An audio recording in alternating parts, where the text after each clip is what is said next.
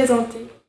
Donc je suis Alain Damasio, auteur de science-fiction et depuis une dizaine d'années scénariste aussi. Donc j'ai pas mal lancé de projets, jeux vidéo.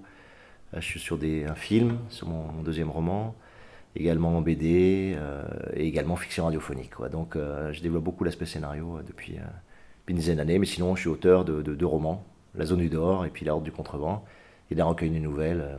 Aucun souvenir assez solide. Voilà. J'écris très peu en 20 ans, mais je préfère me concentrer et faire des belles choses, quoi. Qu'est-ce qui fait que vous êtes venu à la science-fiction, enfin que vous écrivez de la science-fiction plutôt qu'un autre genre? Bah, en fait, j'ai pas choisi. Enfin, tu vois, j'ai pas choisi du tout. C'est venu à moi directement. En fait, je suis parti d'une envie politique, quoi. Quand j'ai écrit mon premier roman, c'était vraiment pour faire de l'anticipation et essayer de montrer ce qui nous attendait si on continuait sur le même chemin, c'est-à-dire des sociétés de contrôle très, très, très puissantes, très sournoises, très insidieuses dans lesquelles on était englué.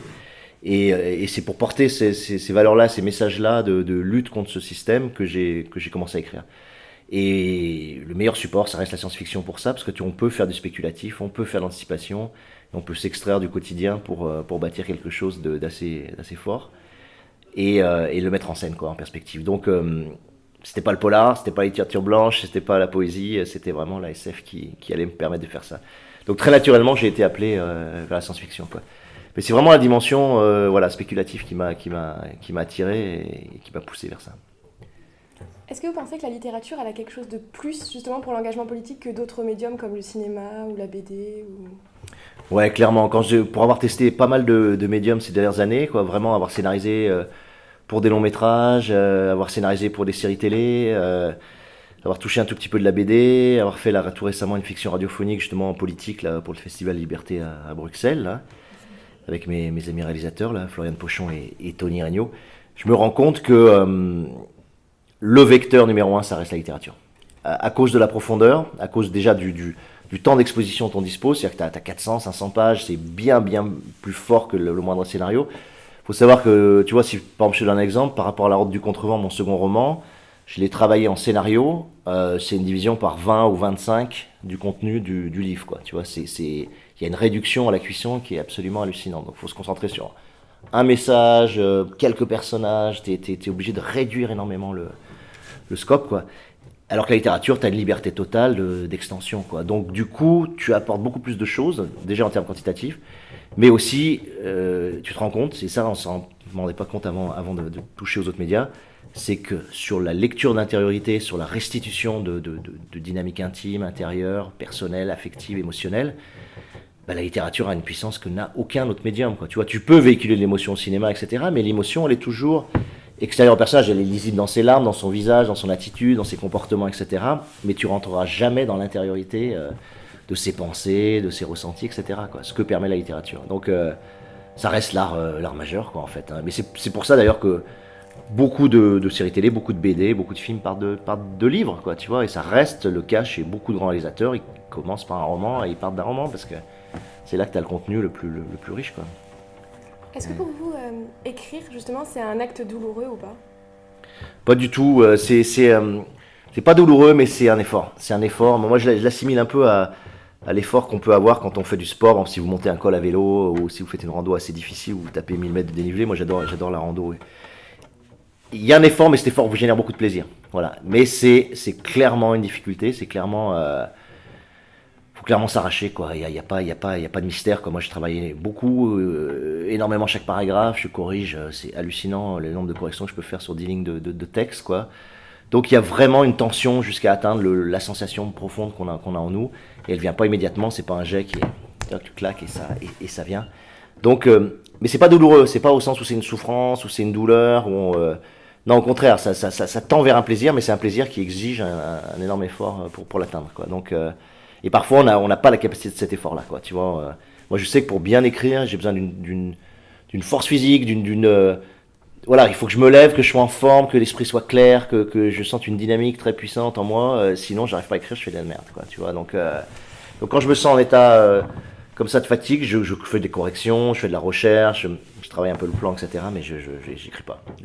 Surtout le premier jet. Le premier jet te demande une fraîcheur absolue, quoi. Tu vois, c'est vraiment. Moi, je trouve que ça se rapproche de la calligraphie où, tu vois, il faut une énorme concentration pour arriver à faire un jet Et après, tu peux travailler le jet énormément et le travailler sous forme plus fatiguée, tu vois.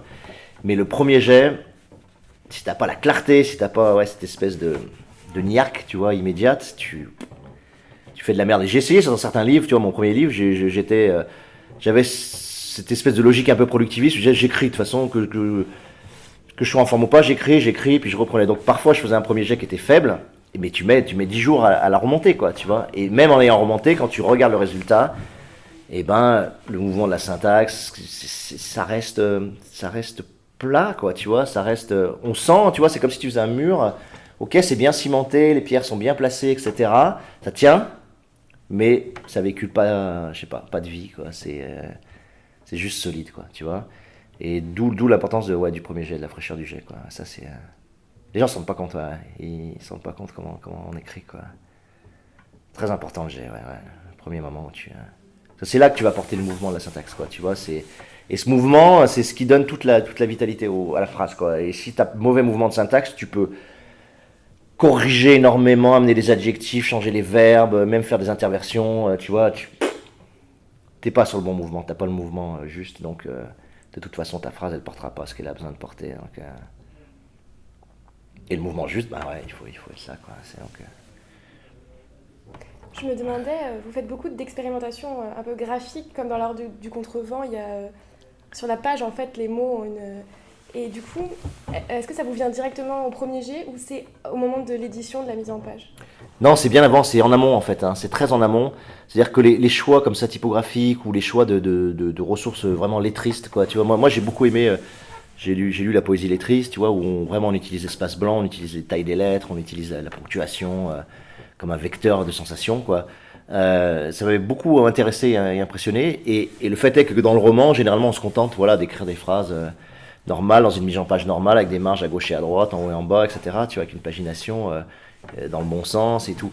Et je suis désolé, c'est notre médium, donc on doit l'utiliser dans toute son ampleur, dans toutes ses possibilités, et surtout en science-fiction, quoi, tu vois. Donc moi, j'essaie, dans beaucoup de nouvelles, j'essaie de faire des tentatives là-dessus, soit en jouant comme dans la Horde, en démarrant sur des lignes de ponctuation pures, quoi, tu vois, où je donne une rythmique juste par les virgules, les points, les tirets longs, etc., qu'on sente la rythmique de la phrase, mais dans du blanc, quoi, dans du blanc pur. Et c'est même une sorte de pluie, quoi, ou de neige, quoi, sur la page. Soit en jouant avec les signes effectivement, typographiques pour typer les personnages, pour dire, voilà, ça c'est le blason de chaque personnage et on le reconnaît. Soit en jouant, là, comme récemment, j'ai fait une nouvelle faites demi-tour dès que possible, là, c'est le recueil de nouvelles édité par La Volte, tout récemment, où je fais une nouvelle où il tombe de la neige mémorielle, quoi, sur les plateaux du Vercors. Et les gens consomment cette neige pour accéder à des souvenirs. Mais si le souvenir est consommé à différents niveaux de dégradation, j'ai joué sur les niveaux de gris, par exemple. Donc on va vers un niveau de gris très faible, qui quasiment, enfin, c'est pas assez réussi d'ailleurs au niveau de l'impression, mais qui devrait se confondre avec le blanc de la page, tu vois, pour se rendre compte que c'est très délavé, c'est très difficile, ou alors un niveau noir à 100%. Donc ça, c'est des jeux, voilà, avec les capacités même du livre qui sont à faire. Je voulais dans Les Furtifs, mon prochain roman aussi, faire des découpes de pages, quoi, tu vois, c'est-à-dire tu prends un cutter et tu découpes des encarts dans la page. Certains auteurs l'ont fait, très peu. Il y a un livre fabuleux de Jonathan Safran Foer qui a découpé comme ça un livre entier. Mais c'est des possibilités ou faire aussi par l'objet livre, quoi, tu vois, de la découpe. Donc il y a plein de possibilités, quoi. Tu vois, et les poètes, et notamment les poètes contemporains, donnent beaucoup d'inspiration là-dessus. Donc moi j'utilise ça au maximum. Dès que ça a un sens, évidemment, par rapport au récit, dès que ça apporte quelque chose au récit, c'est pas juste s'amuser, tu vois, faire quelque chose qui soit rigolo, mais qui porte une ouverture, quoi. Donc j'utilise bien ça. J'aime bien. Les auteurs qui vous inspirent justement, quels sont vos auteurs préférés, les œuvres qui vous portent? Moi, c'est marrant, je suis un très très faible lecteur, c'est-à-dire je lis peu de choses, mais ce que j'ai lu m'a beaucoup influencé, quoi. C'est-à-dire que bon, ça a été Mallarmé, hein. Mallarmé, je l'ai lu tôt, je l'ai lu à 18-20 ans. Et justement, ces grands textes comme Le Coup de dé de Mallarmé qui joue énormément comme une partition sur l'élévation des lignes, sur la taille des lettres, donc là, il y a vraiment une dimension rythmique qui m'avait extrêmement intéressé. Puis Mallarmé parce que voilà, c'est le plus grand créateur syntaxique que la francophonie ait jamais créé, peut-être même toute littérature confondue. C'est-à-dire qu'il a réussi à inventer dans la syntaxe ce que quasiment personne ne réussit à faire. On a très peu de gens. Aujourd'hui, on a Valère Novarina en théâtre, que c'est quelqu'un que j'adore, que pour moi un des plus grands génies actuels, peut-être le seul génie actuel en littérature française. Moi, je suis extrêmement impressionné par ce qu'il fait, c'est extrêmement novateur, c'est extrêmement imaginatif. Donc ça m'influence, ça m'aide énormément. Donc Mallarmé, ouais, Novarina. En science-fiction, j'ai beaucoup aimé un gars qui s'appelle Antoine Volodine, qui est maintenant en littérature générale aussi, à cause de ses ancrages sensuels. Un petit peu Antonin Artaud sur certains textes, ça m'a aussi beaucoup, à cause de l'expérimentation, beaucoup aidé. Voilà, mais j'ai très peu d'auteurs en fait de référence. J'aime bien Céline aussi, à cause justement de la rythmique orale très forte, quoi, une capacité à véhiculer la vie, quoi, le souffle vital qui est fabuleuse, quoi, tu vois. Donc voilà, il y a quelques auteurs comme ça, mais en fait, je lis assez peu. Ouais, je lis beaucoup plus de philo. Je lis la philo, la sociologie, et c'est ça qui me sert et m'inspire plus, parce que j'aime bien aller à la source des idées, quoi, pour justement faire la prospective sociale. Et du coup, je lis beaucoup plus de philo que de littérature, hein, stricto sensu, quoi. Vos sources d'inspiration, donc c'est la philosophie. Il y a d'autres. Est-ce que ça peut être un rêve, un mot, une image qui font naître le roman? Ouais, comme je dis des fois aux gens, l'inspiration, c'est assez rigolo. Moi, ça me fait souvent rire l'idée qu'on est inspiré par tel auteur, etc. C'est rarement ça, en fait. L'inspiration, c'est une multiplicité de petites choses, quoi. Tu vois, des fois, c'est rien, quoi. Tu vois, un coup, je me rappelle, j'avais été en classe comme ça devant des gamins, tu sais, qui me posaient la question.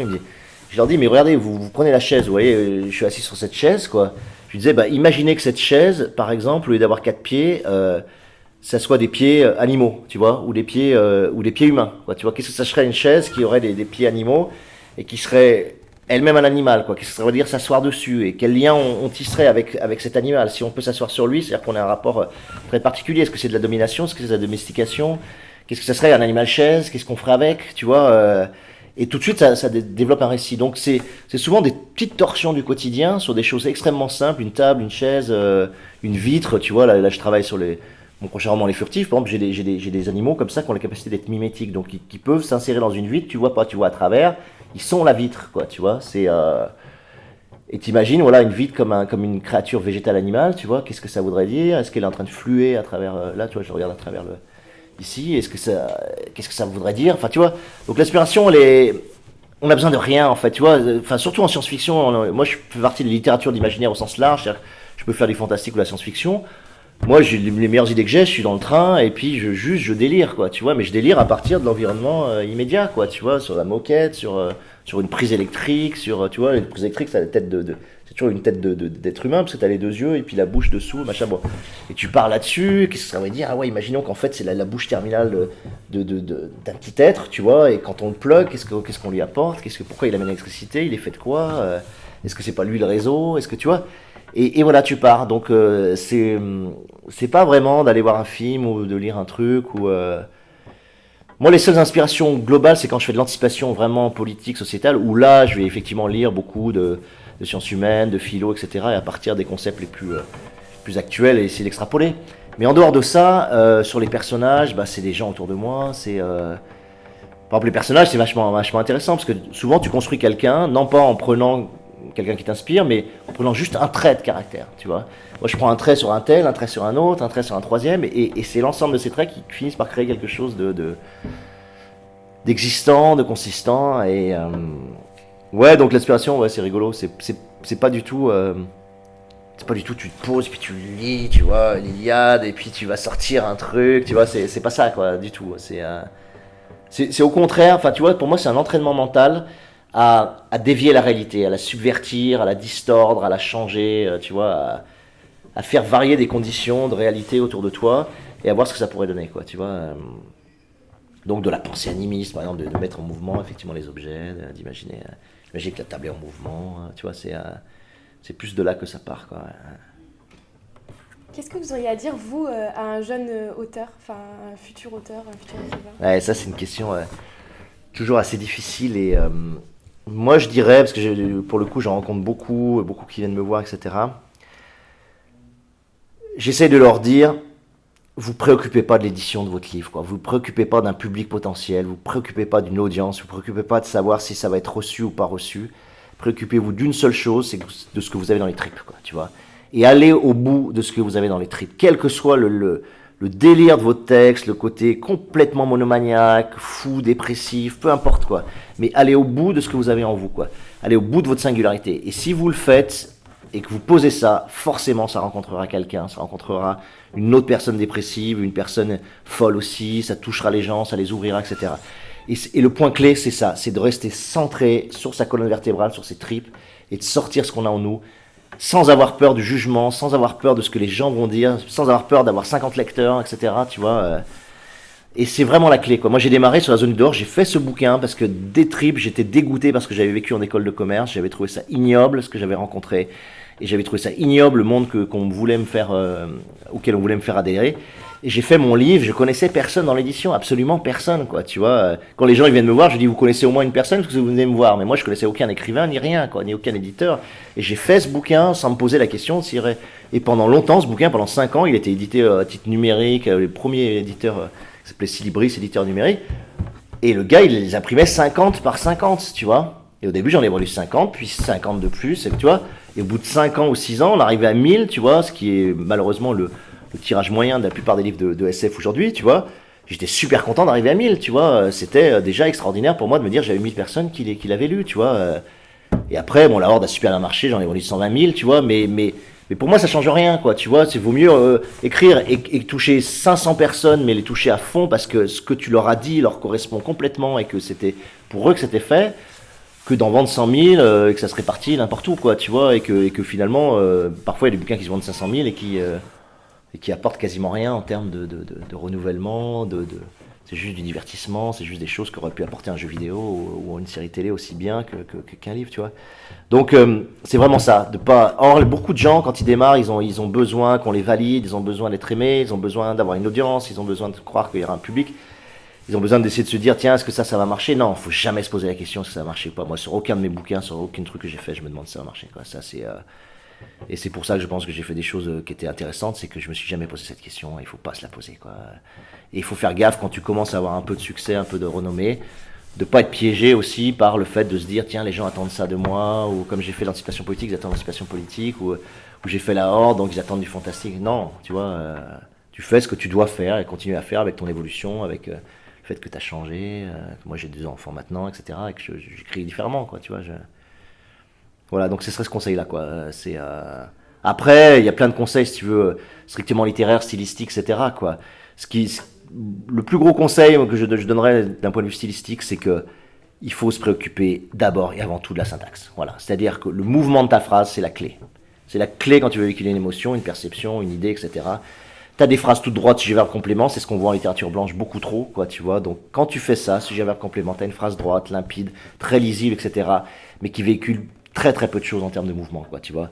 Donc c'est travailler la syntaxe, intervertir les compléments circonstanciels, mettre des incises, travailler sur le verbe, postposer le verbe, et chaque phrase que tu crées, essayer de la tordre dans tous les sens pour essayer de trouver le meilleur mouvement possible, quoi, tu vois, le mouvement qui a le plus d'énergie, qui véhicule le plus de choses, quoi, tu vois. Et ça, les gens, ils pensent pas beaucoup, tu vois, ils pensent pas à leur syntaxe. Ils sont là, ils pensent aux mots justes, à l'adjectif juste, etc. Mais on s'en fout des mots justes et des adjectifs justes. Et si ta syntaxe n'est pas juste, c'est de la merde, quoi, tu vois. Et ça, voilà, tu vois, c'est. Je sais pas comment dire, l'équivalent, ça serait. Tu vois, dans un film, tu peux soigner super bien, tu poses un cadre, tu peux soigner super bien le positionnement de la chaise et du petit vase de couleur rouge dans le coin, etc.